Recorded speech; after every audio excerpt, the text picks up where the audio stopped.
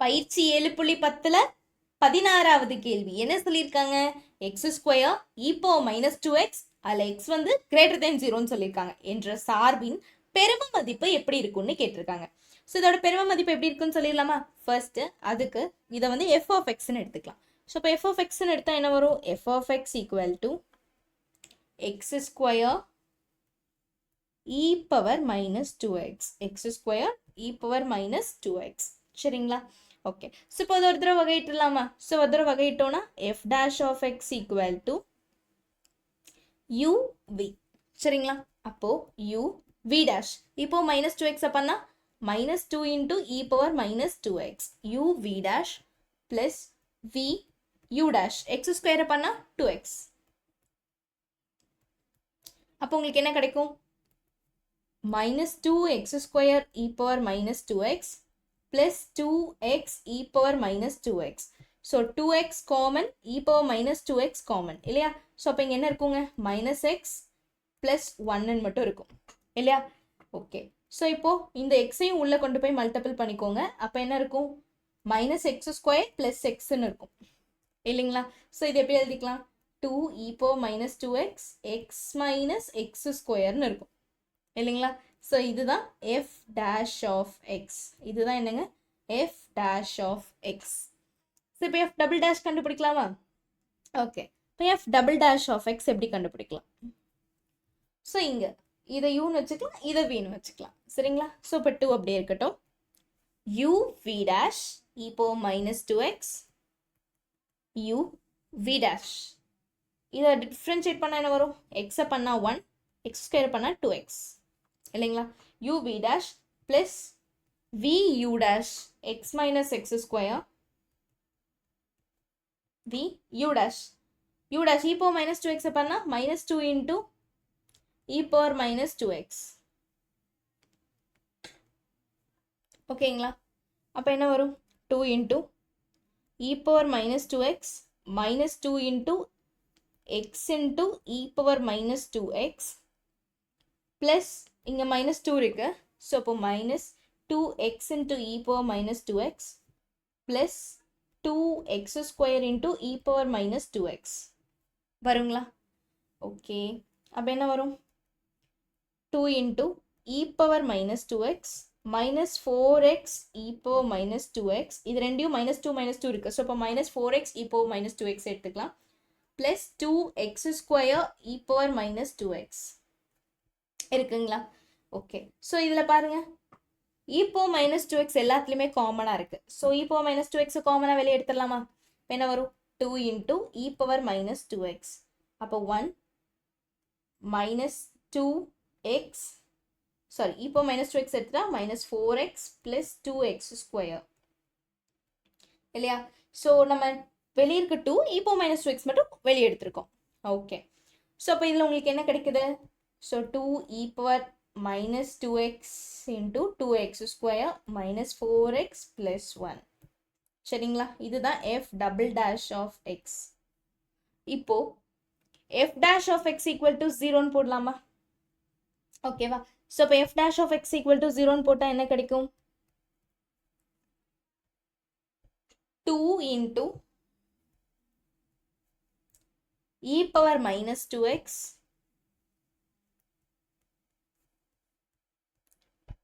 x minus x square equal to 0. அப்போ e power -2x equal to 0 ஒன்று, x minus x square equal to 0 ஒன்று. கரெக்டுங்களா? சரி. அப்போ e power -2x என்னைக்காவது 0 ஆயிருக்குமா? வாய்ப்பே இல்லை. எக்ஸ்போனென்ஷியல் ஃபங்க்ஷன் எப்பவுமே நெகட்டிவ்ல இருக்காது, 0 ஆகாது. So not equal to 0. அடுத்தது எக்ஸை காமனாக எடுத்துட்டோம்னா எக்ஸை காமனாக எடுத்துட்டோம்னா 1 மைனஸ் எக்ஸ் ஈக்குவல் டு 0ன்னு வந்துடும். அப்போது X equal to 0 1 minus X equal to 0. அப்போது 1 ஈக்குவல் டு எக்ஸ். அப்போ எக்ஸுக்கு 1 எக்ஸுக்கு 0. ஆனால் ஒரு கண்டிஷன் அவங்க கொடுத்துருக்காங்க, எக்ஸ் வந்து கிரேட்டர் தென் 0ன்னு சொல்லிட்டாங்க. ஸோ அப்போ பெரும மதிப்பு கண்டுபிடிக்க சொல்லியிருக்காங்க. அப்போ எக்ஸ் கிரேட்டர் தென் 0னா எக்ஸ் ஈக்குவல் டு 0வாக இருக்க வாய்ப்பு இல்லை. ஸோ இது வராது. ஸோ அப்போ சின்ஸ் அதாவது x greater than 0 அதனால x equal to 1 தான் வரும். புரிஞ்சுதுங்களா? சரி. ஸோ இப்போ எக்ஸ் ஈக்குவல் டு 1ன்னு கண்டுபிடிச்சாச்சு. இப்போ எஃப் டபுள் டேஷ் ஆஃப் 1 எப்படி இருக்கும்னு கண்டுபிடிக்கணும். எஃப் டபுள் டேஷில் போய் 1 கொண்டு போய் போடுங்க. எக்ஸுக்கு பதிலாக 1 போடுங்க. 2 இன்டூ இ பவர் மைனஸ் 2. எக்ஸுக்கு 1 போட்டிங்கன்னா என்ன ஆகும்? 2 minus 4 plus 1. 2 minus 4 plus 1. So இப்போ என்ன வரும்? 2 into E power minus 2. 2 plus 1 3. 3 minus 4 minus 1. அப்போ மைனஸ் 2 இ பவர் மைனஸ் 2. அப்போ மைனஸ் 2 பை இ ஸ்கொயர் வருங்களா? ஸோ இப்போ எஃப் டபுள் டேஷ் என்ன கிடச்சிருக்கு? ஸோ இப்போ இது என்னது? கிரேட்டர் தென் ஜீரோவா லெஸ் தென் ஜீரோவா? Less than zero. ஸோ அப்போ F double dash of 1 less than zero. Less than ஜீரோனா பெரும மதிப்பு அடையும். இப்போ இச்சார்பானது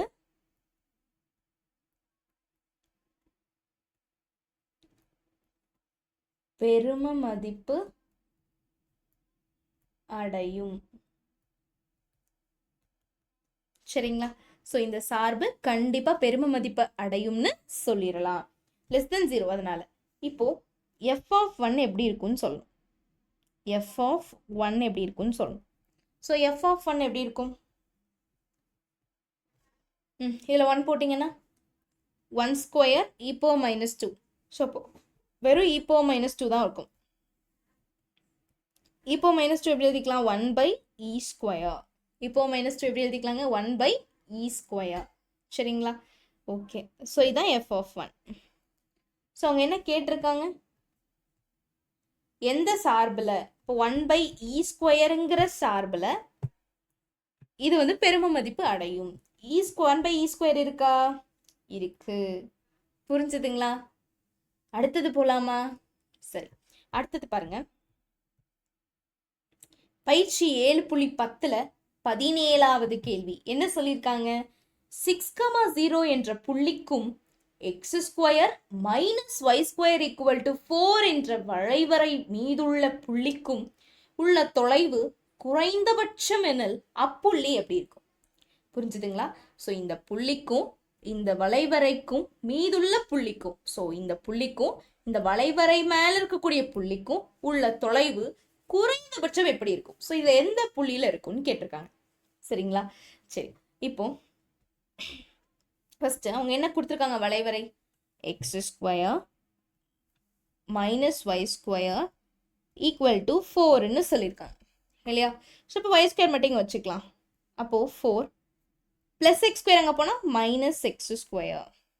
ஸோ இப்போ மைனஸ் அந்த பக்கம் போச்சுன்னா Y square equal to minus எல்லாம் ப்ளஸ் ஆகிடும், ப்ளஸ் எல்லாம் மைனஸ் ஆகிடும். அப்போ minus X square plus X ஸ்கொயராக மாறிடும், ப்ளஸ் 4 மைனஸ் 4ஆக மாறிடும். புரிஞ்சுதுங்களா? ஓகே. ஸோ இப்போது அவங்க ஒரு புள்ளி கொடுத்துருக்காங்க 6,0ன்னு சொல்லிட்டு இல்லையா? சரி, அப்போ 6,0ன்னு ஒரு புள்ளி கொடுத்துருக்கான். இப்போ டிஸ்டன்ஸ் ஃபார்முலா பயன்படுத்திடலாமா? இன்னொரு புள்ளி நமக்கு தெரியாது, அதை எக்ஸ் கமா ஒய்னு வச்சுக்கலாம். இது மேலே இருக்கக்கூடிய புள்ளியை எக்ஸ் கமா ஒய்னு வச்சுக்கலாம்.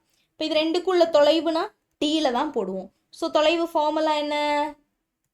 x2 மைனஸ் x1 தி whole square plus y2 minus y1 தி ஹோல் ஸ்கொயர் இல்லைங்களா?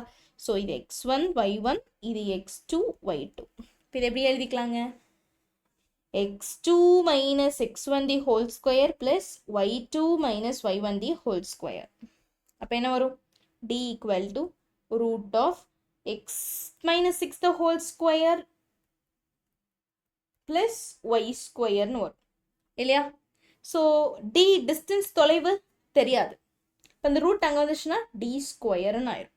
இந்த வர்க்க மூலம் இந்த ரூட்டு அந்த சைடு வந்துருச்சுன்னா ஸ்கொயராக மாறிடும்.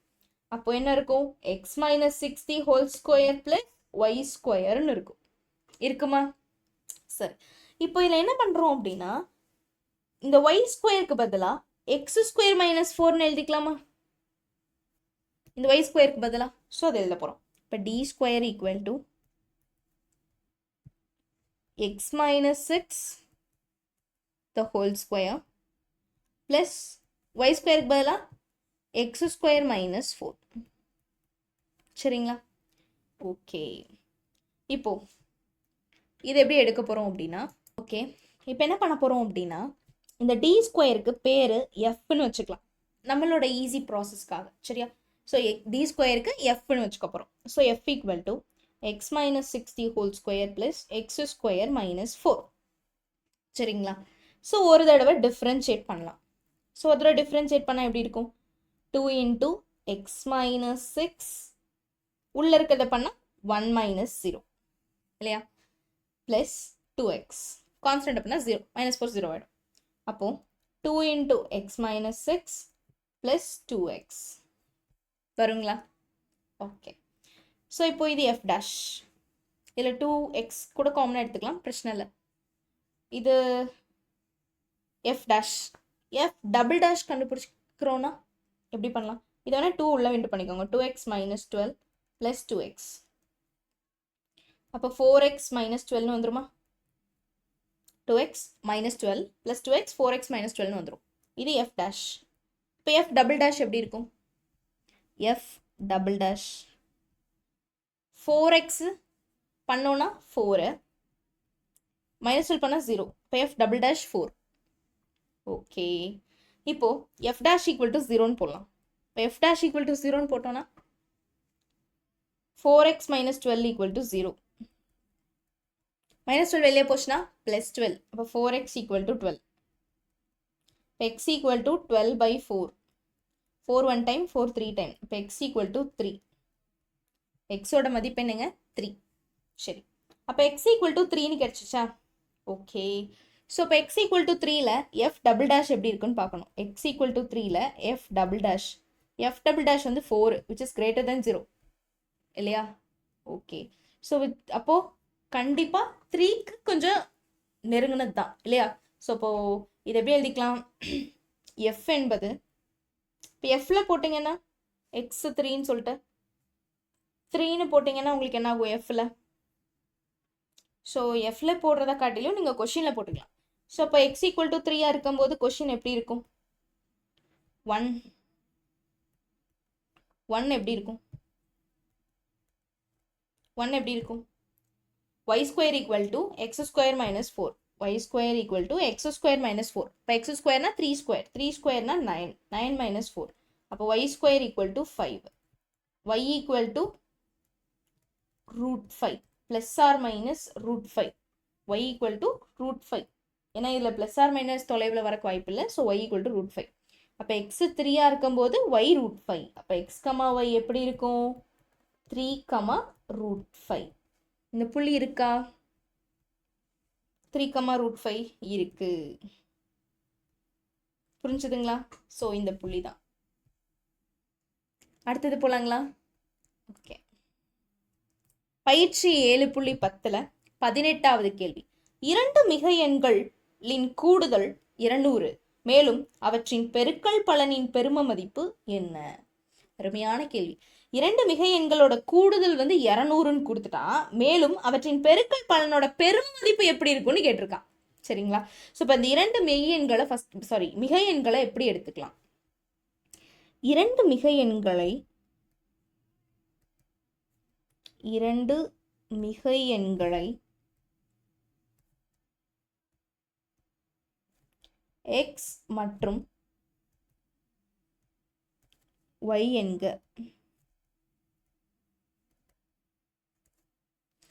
இப்போ ரெண்டோட கூடுதல் எவ்வளோன்னு சொல்லியிருக்காங்க? 200. ஸோ அப்போ எக்ஸ் ஸ்கொயர். ஸோ அதோட அவங்க என்ன கேட்டிருந்தாங்க? 2 மிக எண்களின் கூடுதல் 200. ஸோ அப்போது அதை ஸ்கொயர் பண்ணி ஆட் பண்ணுறோம். அப்போ x square plus y square equal to 200. புரிஞ்சுதுங்களா? சரி, இப்போ இதை எப்படி எடுத்து எழுதிக்கலாம்? ஒய் ஸ்கொயரை மட்டும் இங்கே வச்சுக்கலாம். அப்போ 200 ப்ளஸ் எக்ஸ் ஸ்கொயர் அங்கே போனால் minus X square, plus x square அந்த பக்கம் போச்சுன்னா மைனஸ் எக்ஸ் ஸ்கொயர். இப்போது ஒய் மட்டும் வேணும்னா root of 200 minus X square. y square அங்கே போச்சுன்னா ரூட் ஆகிடும் இல்லையா? ஸோ இப்போ y equal to root of 200 minus X square. Okay. So இப்போது p அப்படிங்கிறத ஒன்று ப்ராடக்ட்னு வச்சுக்கலாம், இது 1ன்னு வச்சுக்கலாம். அவங்க பெருக்கல் என்னன்னு சொல்லியிருக்காங்க? பெருக்கல் பலனோட பெரும மதிப்பு என்னன்னு கேட்டிருக்காங்க. ஸோ பெருக்கல் பலனை pன்னு வச்சுக்கலாம். ஸோ பெருக்கல் பலனா எக்ஸையும் ஒய்யையும் பெருக்கணும். ரெண்டு நம்ம எடுத்த மிக எண்களை பெருக்கணும். ஸோ இப்போ எக்ஸும் ஒய்யையும் பெருக்கிக்க போகிறோம். சரி, இப்போ எக்ஸ் என்ன தெரியாது. ஸோ ஒய் என்ன நமக்கு தெரியும் இல்லையா? ஸோ இப்போ எக்ஸை எக்ஸ் ஸ்கொயர்னு எடுத்துக்கலாம், ஒய்யை ஒய் ஸ்கொயர்னு எடுத்துக்கலாம், பியை பி ஸ்கொயர்னு எடுத்துக்கலாம். எல்லாத்தையும் ஸ்கொயர் பண்ணியாச்சு. ஸோ அப்போது எக்ஸ் ஸ்கொயர் தெரியாது, ஒய் தெரியும். ஒய் ஸ்கொயர் என்ன? 200 minus X square. Y square என்னங்க? 200 மைனஸ் எக்ஸ் ஸ்கொயர். சரி, இப்போ இது உள்ள பெருக்கணும்னா P square equal to 200 X square minus X power 4 வருமா? சரி, இப்போ இந்த பி ஸ்கொயரை நம்மளோட கன்வீனியன்ட்டுக்காக எஃப்னு எடுத்துக்க போகிறோம். பி ஸ்கொயரை நம்மளோட கன்வீனியன்ட்டுக்காக எஃப்னு எடுத்துக்க போகிறோம் இந்த பி ஸ்கொயர்.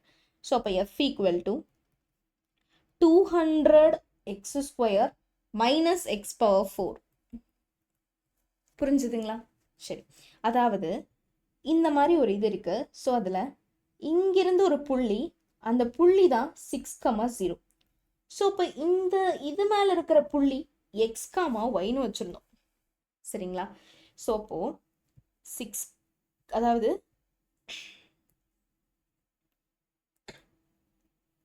இந்த மாதிரி ஒரு புள்ளி இருந்துச்சுன்னா, ஸோ கடைசி சமுக்கு பார்த்துருப்போம். ஸோ இந்த மாதிரி ஒரு இங்கிருந்து ஒரு தொலைவு, இந்த புள்ளி வந்து 6,0ன்னு இருக்கும். இங்கே இருக்கிற புள்ளி எப்படி இருந்துச்சு? x,y இருந்துச்சு. ஸோ அதோட புள்ளி என்னன்னு கண்டுபிடிச்சோம். இந்த ரெண்டுக்கும் தொலைவு கண்டுபிடிச்சோம். அதோட பர்டிகுலர் புள்ளி கண்டுபிடிச்சோம்.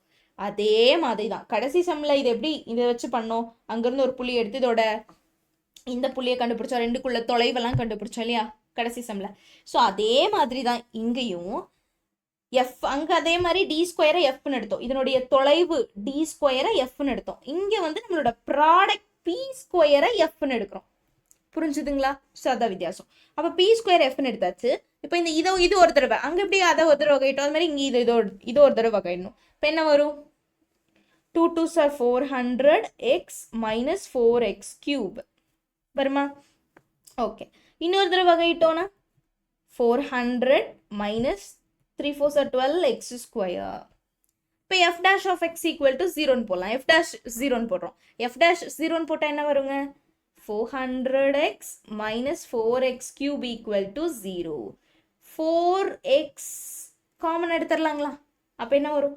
100 minus x ஸ்கொயர்னு வரும். 4 வெளியே வந்துருச்சு, x வெளியே வந்துருச்சு.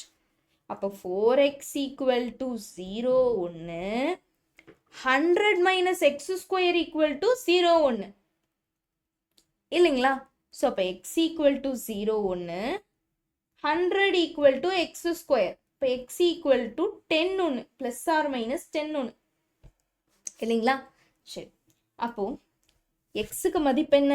0 ப்ளஸ் ஆர் மைனஸ் 10, அதாவது x equal to 0 plus 10 minus 10.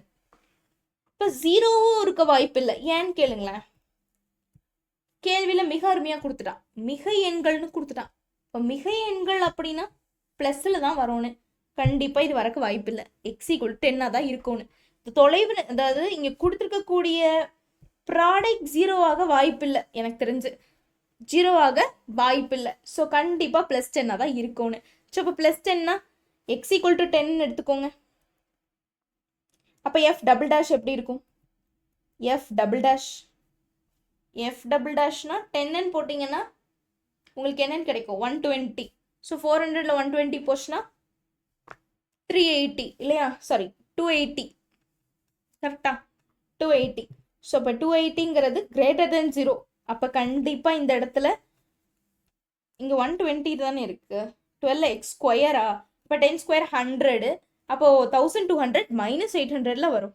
So அப்போ மைனஸ் 800னா லெஸ் தென் 0.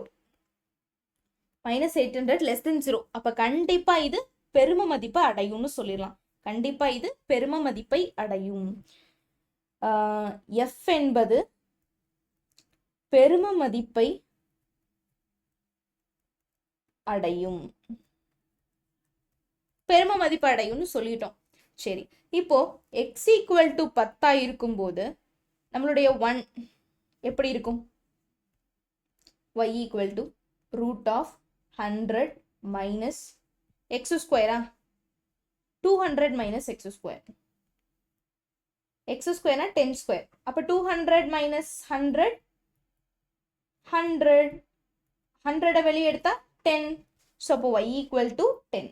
அப்போ y equal to 10. ஸோ அப்போ எக்ஸும் 10 தான், yயும் 10 தான். அப்போ p எப்படி இருக்கும்? xy. ஸோ அப்போ 10 into 10 100. ஸோ அப்போ p என்னங்க? பெருக்கல் 100. புரிஞ்சுதுங்களா? ஸோ அவங்க என்ன கேட்டிருந்தாங்க? பெருக்கல் பலனின் பெரும மதிப்பு 100. புரிஞ்சுதுங்களா? ஸோ அப்போ இதோட பதில் 100. புரிஞ்சுதுங்களா? சந்தேகம் இருக்கா? சரி, அடுத்தது பயிற்சி 7.10 9வது கேள்வி. y equal to ax power 4 plus bx square. இதுல ab வந்து greater than 0. இப்படி இருந்துச்சுன்னா அந்த வளைவரை கிடைமட்ட தொடுகோடு பெறவில்லை, மேற்புறமாக குழிவு, கீழ்ப்புறமாக குழிவு, வளைவு மாற்ற புள்ளியை பெறவில்லை. ஸோ இதெல்லாமே கொடுத்துருக்கான். சரிங்களா? சரி, ஸோ இப்போ இது எப்படி போடலாம்? ஃபர்ஸ்ட் ax பவர் y என்ன கொடுத்துருக்காங்க? a x power 4 plus bx square plus bx square.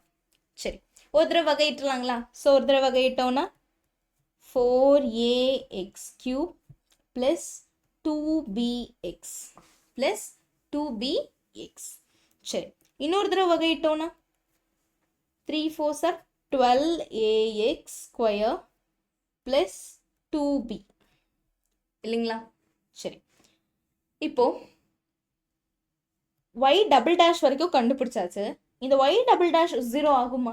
ஆகாது. ab கான்ஸ்டன்ட் 0 ஆக வாய்ப்பே இல்லை இல்லையா? ஸோ நிச்சயமா இது 0 ஆகாது.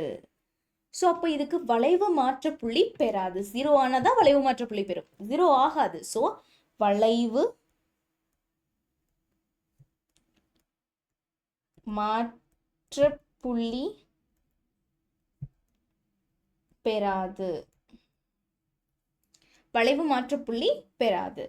சரி, அப்ப இது வளைவு மாற்ற புள்ளி பெறாதுன்னு சொல்லியாச்சு. இப்போ வளைவு மாற்ற புள்ளி பெறாது அப்படின்னா என்ன அர்த்தம்? ஸோ இல்லை பாயிண்ட் ஆஃப் இன்ஃப்ளெக்ஷன் வராதுன்னு அர்த்தம் இல்லையா? ஓகே, இப்போ ஃபார் எக்ஸாம்பிள் y என்ன கொடுத்துருந்தாங்க? a x power 4 plus bx square கொடுத்துருக்காங்க இல்லையா? ஸோ இப்போ நான் yல எக்ஸ் ஸ்கொயரை காமன் எடுத்துக்கிறேன். அப்போ என்ன இருக்கும்? ஏஎக்ஸ் ஸ்கொயர் ப்ளஸ் பின்னு இருக்கும் இல்லையா? ஓகே, இப்போ இதுக்கு நான் வளைவு போடுறேன்னு வைங்களேன். ஸோ ஏவும் பியும் கிரேட்டர் தென் 0. இப்போ ரெண்டும் பாசிட்டிவாக இருந்துச்சுன்னா என்னோட வளைவு இப்படி வரும். இதே ரெண்டும் நெகட்டிவாக இருந்துச்சுன்னா என்னோட வளைவு மிகையாக இருந்தால் இப்படி வரும், குறையாக இருந்தால் இப்படி வரும். குறையாக இருந்தால் எப்படி வருங்க? இப்படி வரும். மிகையா இருந்தா இப்படி வரும். இது மிகை, இது குறை. ஏபி மிகையா இருந்தா, ஏபி குறையா இருந்தா. சரிங்களா? இப்போ நல்லா யோசிங்க. முதல் இது பாத்தீங்கன்னா கிடைமட்ட தொடுகோடு பெறவில்லை. ஸோ ரெண்டுலையுமே அந்த வளைவு எதை தொட்டிருக்கு? கிடைமட்ட தொடுகோட்டை தான் தொட்டிருக்கு இல்லையா? ஸோ இவன் என்ன கொடுத்துருக்கான்? கிடைமட்ட தொடுகோடு பெறவில்லை. ஆப்ஷன் தப்பு, வராது. மேற்புறமாக குழிவுன்னு சொல்லியிருக்கான். அடுத்தது இதுல பாருங்களேன், ஏபி கிரேட்டர் தென் 0வா இருந்தா மேற்புறமாக குழிவு, இதே ஏபி லெஸ் தென் 0வா இருந்தா கீழ்ப்புறமாக குழிவு. ஸோ அப்ப ரெண்டுமே இருக்கு. இங்க பாத்தீங்கன்னா கண்டிஷன் சொல்லலை, இப்படிதான் இருக்குங்கிறது. இது ரெண்டு வரக்கும் வாய்ப்பு இல்லை. இது ரெண்டு வரக்கும் வாய்ப்பு இல்லை. ஏன்னா கரெக்டா அவன் கேட்கல, இதுல எப்படி இருக்குன்னு கேட்கலாம் அவன் இல்லையா? ஓகே, அடுத்தது இது வளைவு மாற்ற புள்ளி பெறாதுங்கிறத நம்ம ப்ரூவ் பண்ணிட்டோம், போட்டே ப்ரூவ் பண்ணிட்டோம். அப்போ வளைவு மாற்ற புள்ளி பெறவில்லைன்னு கொடுத்துருக்கா கரெக்ட்.